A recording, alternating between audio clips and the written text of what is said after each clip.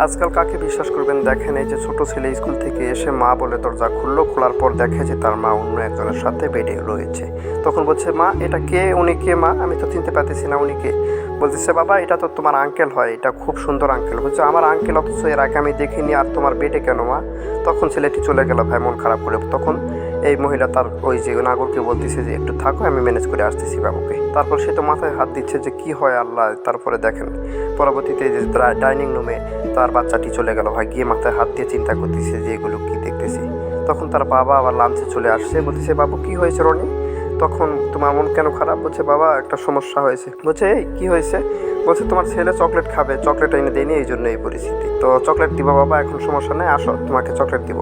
তো তাই বলে তুমি মন খারাপ করে থাকবে? তখন বলছে যে না, অন্য সমস্যা রয়েছে। তখন বলেছে, বাবা তোমাকে মা ঠকাচ্ছে। বলছে, ঠকাচ্ছে মানে? ধোকা দিচ্ছে। কিসের ধোকা দিচ্ছে বাবা? বলছে, আরে কিছু না, ও চকলেট দেয়নি এই জন্য। বলছে যে তুমিও কিছু বোঝো না, তুমি একটু চকলেট এনে দাও, আমার বাবুকে চকলেট এনে দাও। তো বলতেছে যে আচ্ছা ঠিক আছে, তাহলে চকলেট আমি এনে দিচ্ছি, সমস্যা নেই। তো তখন আবার বলতেছে যে কি হয়েছে সেটা বলো। বলছে, কোনো কিছুই হয়নি। তখন বলছে যে এক কথায় ও চকলেট খাবে, আমি এনে দেয়নি এই জন্য। বলছে, আচ্ছা বাবা তুমি চকলেট খাবে? তখন ছেলেটি মাথা নাড়ানো যে না, খাবো না।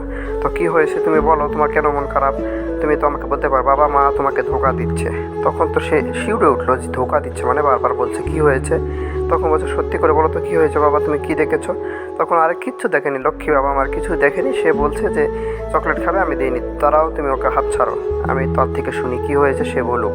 বাবা আমি স্কুল থেকে এসে দেখি মা আমি তোমার বেডে অন্য একজনকে নিয়ে আছে, একটা আঙ্কেলকে নিয়ে। বলছে কি? তো তা এইরকম। তারপরে ওটা দেখে আমি চলে এসেছি। তো বাড়ি থেকে এসে হ্যাঁ আমি নিজে দেখেছি, এখনও বেডরুমে আছে বাবা। তখন তিনি বলতেছি, তার বউ তো চুপচাপ ভাই। বলছে আসলে সে মিথ্যে বলছে, আমার বেডরুমে কেউ ছিল না, নেও। বলছে ঠিক আছে, তাহলে তোমার কথা ঠিক হয় কি না হয়, বাবু তো মিথ্যে বলছে, আমি প্রমাণ করবো, তুমি এখানে থাকো, আমি বেডে চলে যাবো। বলছে দেখ শোনো, তোমাকে যেতে হবে না, আমাকে বিশ্বাস করো। বলছে না তুমি থাকো এখানে।